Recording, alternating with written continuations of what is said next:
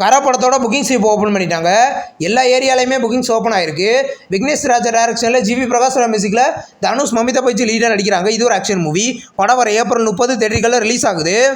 2 வான படத்தோட அஃபிஷியல் பசங்கள் சாங் நேற்று ரிலீஸ் பண்ணியிருந்தாங்க.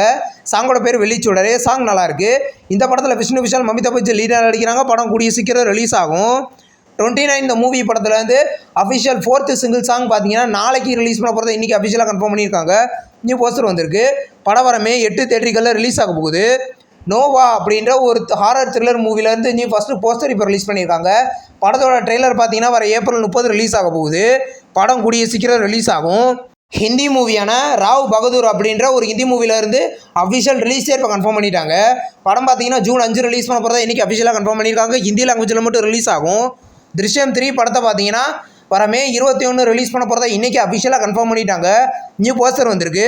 இந்த படத்தில் மோகன்லால் லீடாக நடிச்சிருக்காரு. இது ஒரு எமோஷனல் மூவி.